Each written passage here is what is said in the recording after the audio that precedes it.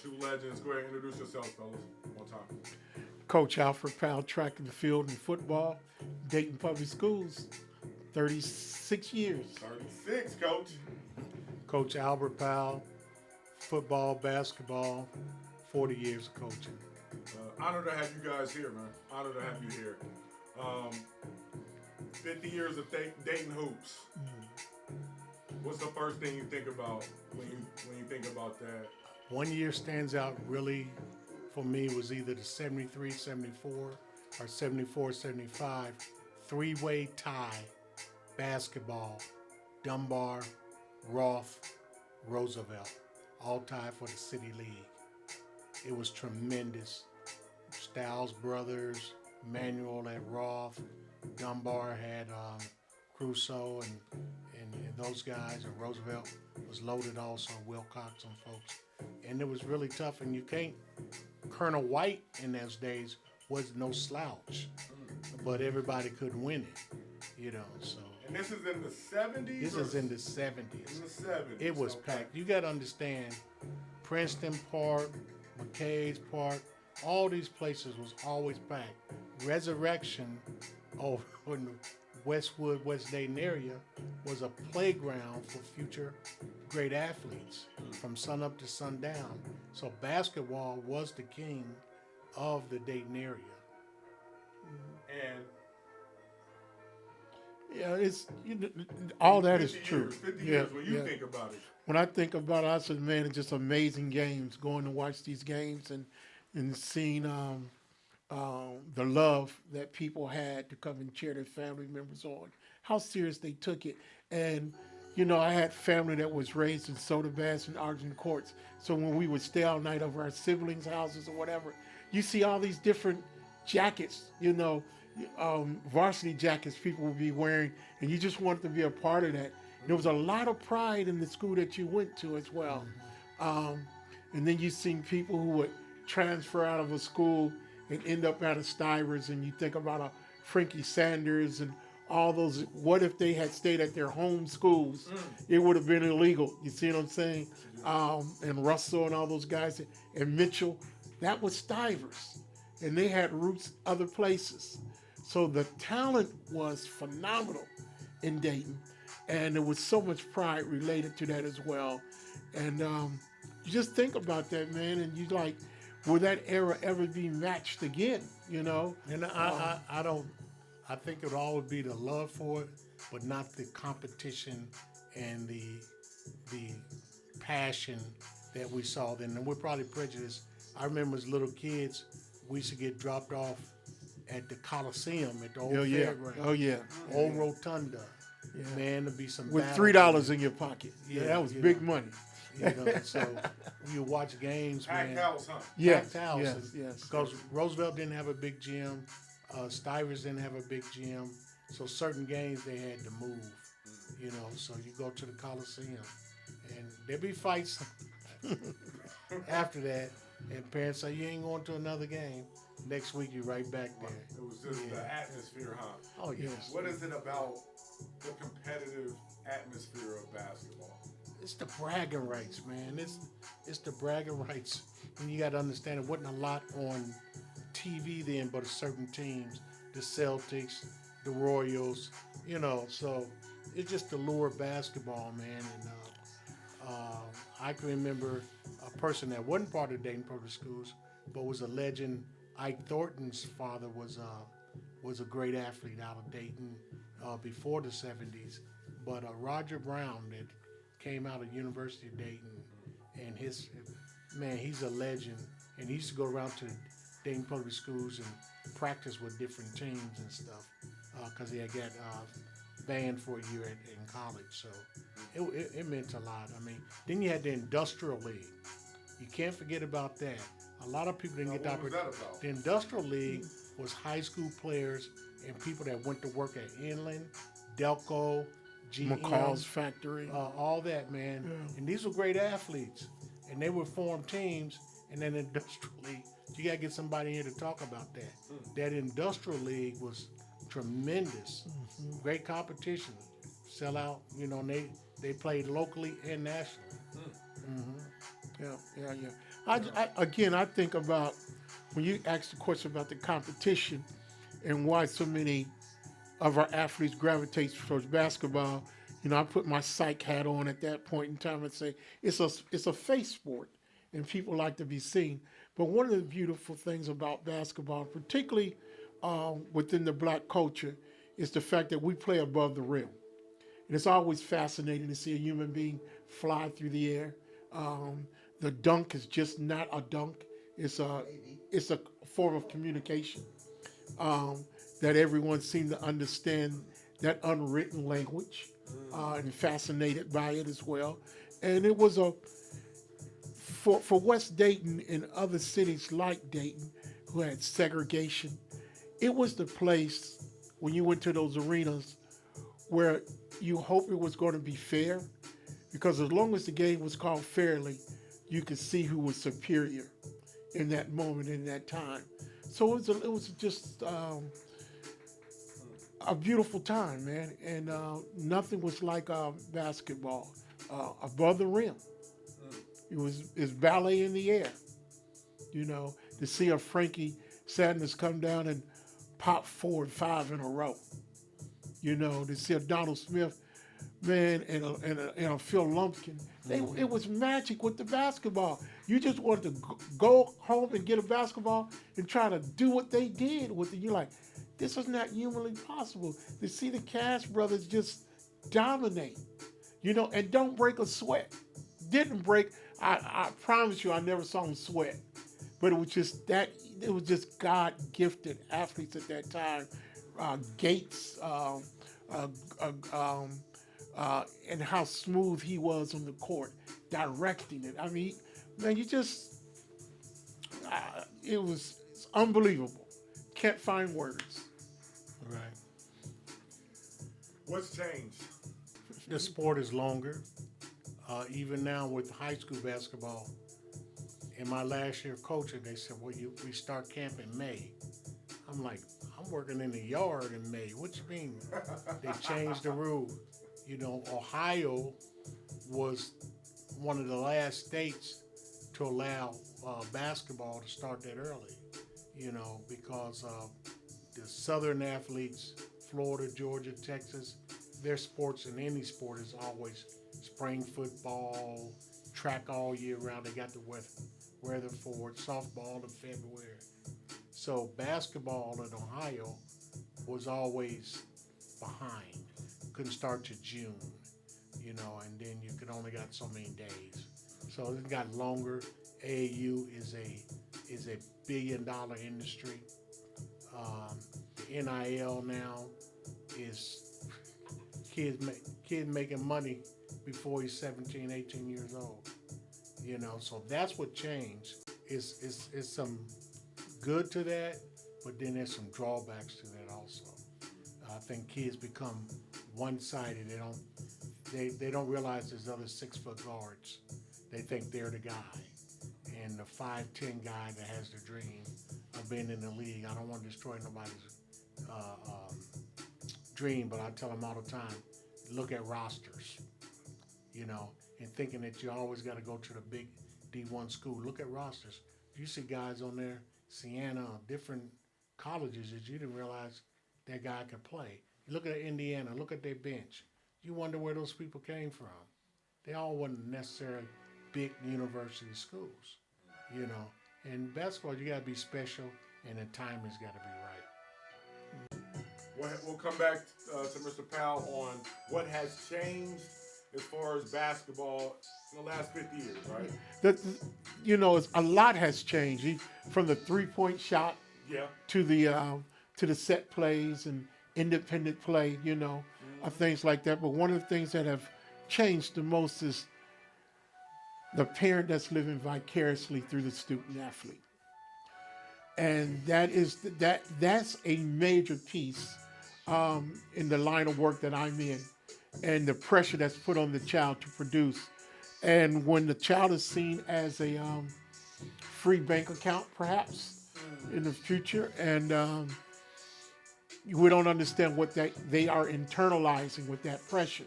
And so when they have failure or anticipate failure, they find a way to cop out and find a way to back out of the competition. So that's why the mental health that we do with young people as coaches is very important. It's important. You cannot expect a 15, 16, 17-year-old to function in an adult space with adult expectations and don't think mental fatigue comes along with that. You're fooling yourselves. So coaches have to be empowered to recognize what's going on mentally with their athletes today. Have you seen that on the pro level, whether it's tennis, gymnastics, over the last decade, athletes coming forward now talking about that type of pressure. So that's one of the things that has changed that I'm very concerned about. The desire for the game is still there. Social media has impacted what has changed. You only see the highlights, but don't forget what Michael Jordan says. I took 1,000,000 shots. You only remember the couple of thousand that went in, basically. So yeah, that's what's changed. And last thing real quick, Yeah. it's a world game. Yeah, it's a world stage. It's 5 MVPs the last 5 years, MVPs are not from the United States. Is the world, have they left? Are they better than us right now? I think the world finds more dedication in certain areas. They're hungrier. Look at some of these poor countries where some of these guys come from. Either they get it or you just go to the dust. You have nothing. Yeah. They work a little harder. You see what happened in the Olympics. I think it was Sudan, maybe. Basketball team in Sudan in Africa emerging. Another 8 years, they'll be in the final round every time. Just people are hungry, and the game is Do you think being we're full mastered. here? Pardon? You think we're full? I think we're taking things for granted. The media plays. There's a thing that we use in psychology, psychomedia perpetrator disorder. What does that mean? You see it long enough, you believe it, but what you see isn't necessarily the truth. Right. So you're a superstar today, and you lose the next game. You only scored 5 points in the first quarter. The narrative changes, and it impacts how people see you. And yeah. So people are playing for endorsements now too. Not necessarily for the love of the game. Yeah. Interesting. Yeah.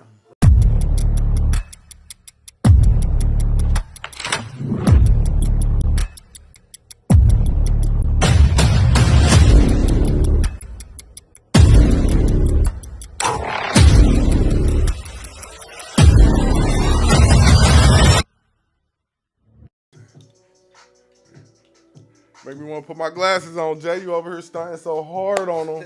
Make me want to put the shades on them.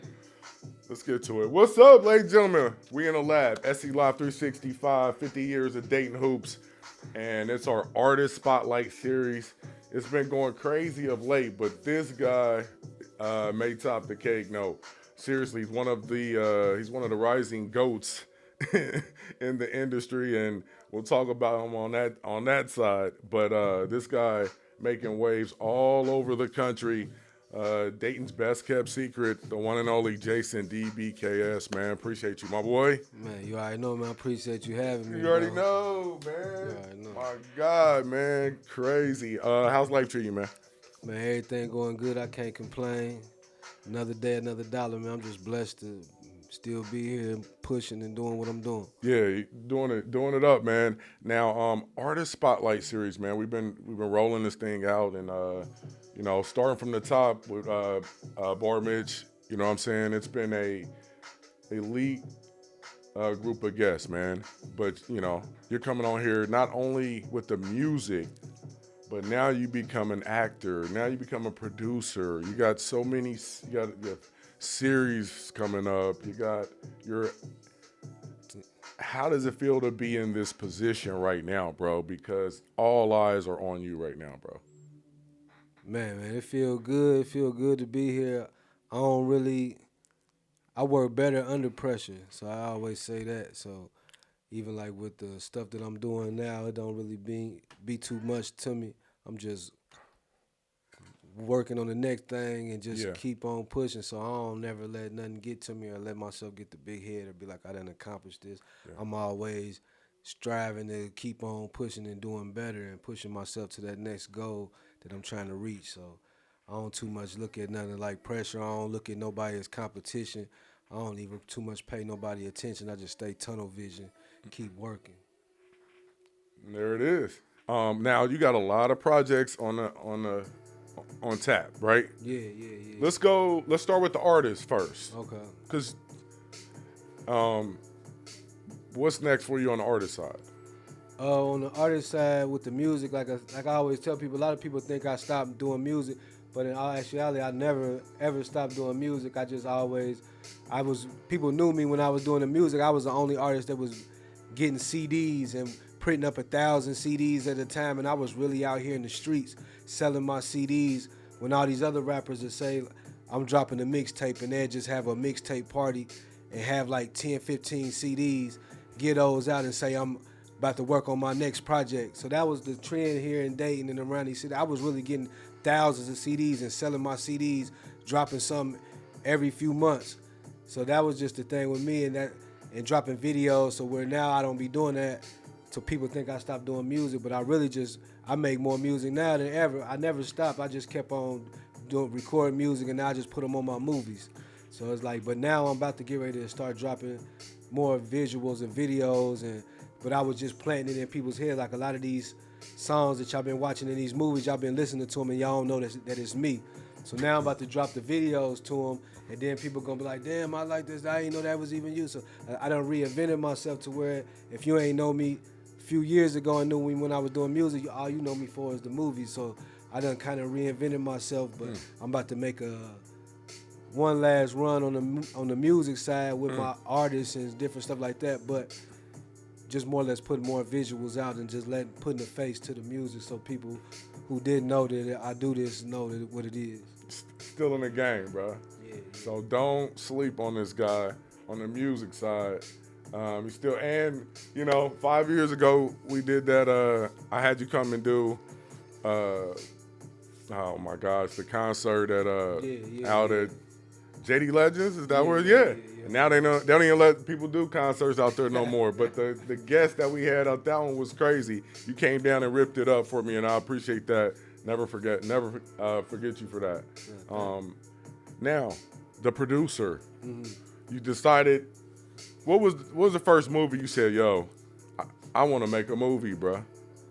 That's what I'm saying. Like even with that, like everything that I was doing being the same, like I started doing movies and music at the same time for real. So that was one of the things that the misconceptions of me that people think that I was doing music, then I stopped doing music and started doing movies. But in all actuality, I was doing music and I was trying to make my own music videos. I shot my first movie in 2010. So you say like my first movie that everybody know me for is Got My Hustle Up. That came out 2019. So that just show you like it took me 9 years to drop something that was of quality that I like. But I also got a movie with Busy Bone called You Can't Tell Me Nothing. That was gonna be like a short film for a song that me and Busy Bone did. You can look up the trailer on YouTube now. So okay. I was doing the promotion. I had the flyers, the posters and everything. I was about to drop the short film with that. And we had shot it and everything, but my guy, Boss Magazine Hood, he had shot it and his brother had passed away, got in a bad car accident and died. And we pushed things back and he ended up losing the footage. So that ain't never come out. So I was already, and that was in 2011 when I did that. So I had already been on the movie stuff and putting movie scenes in my music videos and creating the stuff in my music videos. So I was already acting and doing all that stuff, and I started off doing plays and stuff like that. I was rapping in church plays and singing and doing all that stuff. Okay. I was doing, my mom had me doing this stuff called The Prodigal Son. So I was playing the Prodigal Son in church, and I was singing and rap. I was doing like my own getting your raps. fundamentals down, bro. Yeah. So I had been doing all that type of stuff. So everything was hand in hand with me.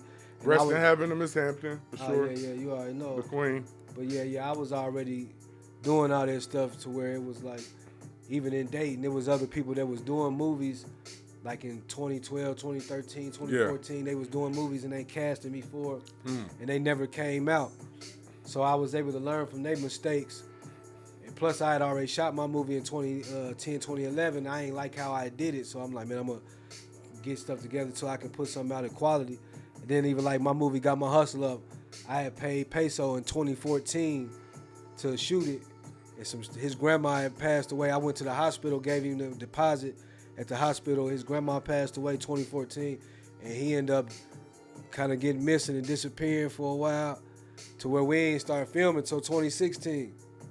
So it was just all meant to be to where I could have been, let my anger or anything, I could have been went off on him, like, man, where you been at? I done gave you the deposit. But it just all, I was understanding of his really passing away, and just stuff wasn't, he started taking off on his filming and stuff like that, so it just all worked out. But I had been on this movie path. It just took me a long time. Even when I started doing Got My Hustle Up, when we finally started filming in 2016, it took us like 2.5, almost 3 years to get it all the way done and out. So by the time we was about to drop it, didn't nobody think it was going to drop. Didn't nobody believe it was going to come out. So I had like a different type of road to get to where I'm at, to where I know that you had to be patient, huh? Yeah, it had to be patient, and that's like I said. It was just I just was determined because I had the movie with Busy Bone. I had the other projects that never came out, and my dad was in L.A. He used to call me like, man, what's up with your movie that you're doing with Busy Bone? I'm like, man, something happened. What's up with your movie with this? Man, something happened. What's up with your? So it just got to the point I was having nightmares and everything about just feeling unaccomplished, like everything I'm doing just ain't working out. To where when I started working on Got My Hustle Up, I'm like, man, I was determined, like, man, I'm gonna finish this. And I even tell people, I might have said this before on something else, when I tell people I picked up Michael Blackson, manager, that was the first scene I ever shot for Got My Hustle Up. I picked his manager up, and we headed to Michael Blackson Hotel, and my tire blew out. And I ended up switching the tire, putting a spare tire on there, his manager with me and everything. We started driving. We get back on the highway. We driving again, another tire blow out. What?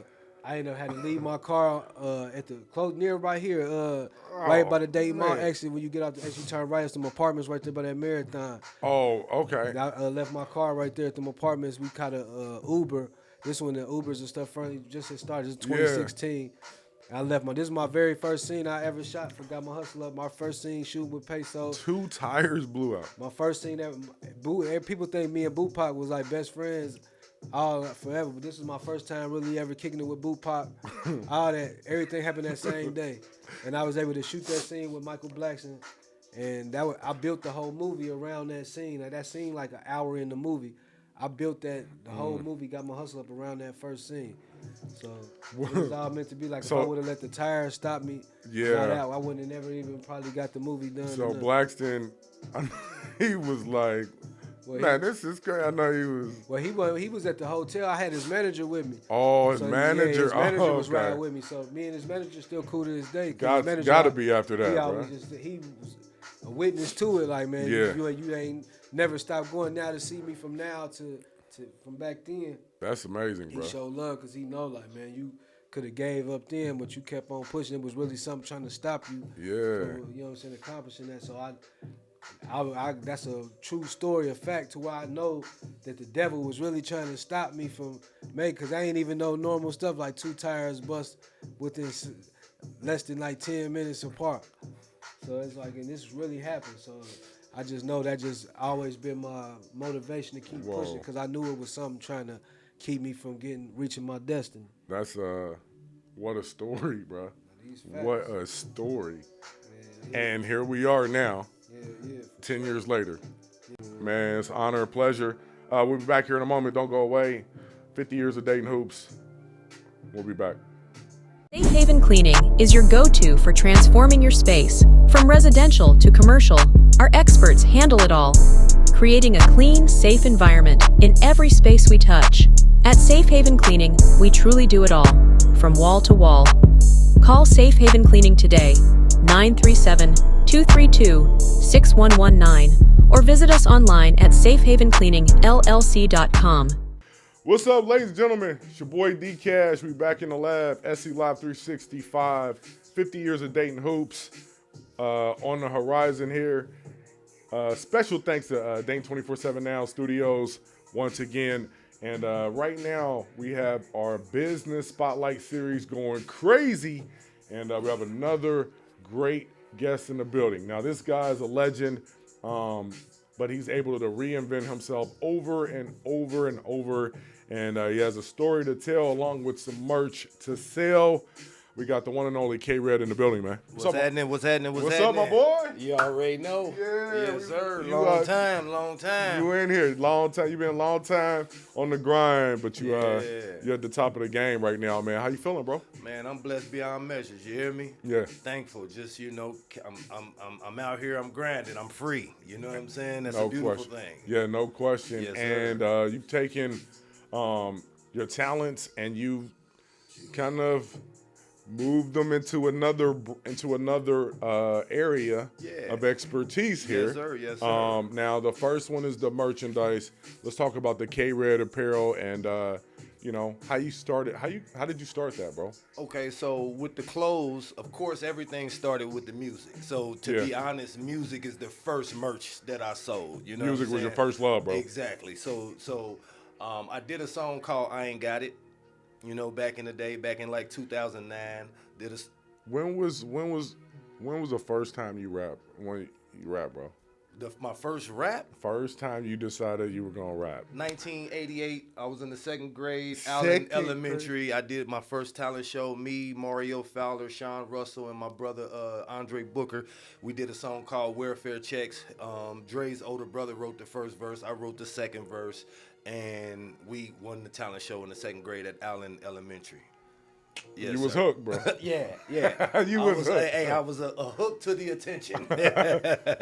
And so as you continue to move through, you became Coach Chronic. Well, I became Mr. Chronic, and then I became Coach Chronic. So Coach Chronic. Mr. Chronic was. Did you have a clipboard, coach? Nah. We'll get into that story on the podcast, all right? Make sure you tap in on that podcast, but I just had to say that, man. For sure. But, as you moved, you were navigating through the music industry, right? Mm-hmm. You had some highs and lows. Yes. But it led you to understanding that there's more to it than just the music, right? Yes, And so as we move forward, here comes the apparel. Exactly. A little bit later in life. Yes, sir. Talk about how you've been able to succeed with this, man. Okay, so like I say, when I started the I Ain't Got It t-shirts, one of my partners ended up going on 106 in Park and becoming the ultimate fan, and he wore the I Ain't Got It t-shirt on there, so it kind of like put it out to the masses. Right. You feel me? And then he also wore it again at the BET Awards, so that further put it out to the masses. Yeah. So when the song I Ain't Got It died down, the shirt kept selling, and I just kept pushing towards, the merch. So after I did the I Ain't Got It shirt, I did another song called basically on the song I say, "Before you shine, you got to grind." And because I was into the fitness world, I did a shirt for "Before you shine, you got to grind." Yeah. And that kept going. Okay, okay. And then I did the Thoroughly Honest and Overtly Transparent project, which is the Thought project, which is a concept album that I began working on. Okay. We'll be back here in a moment. Don't go away. SC Live 365, 50 years of Dayton Hoops. Yes, sir. Business Spotlight Series. K-Red, man.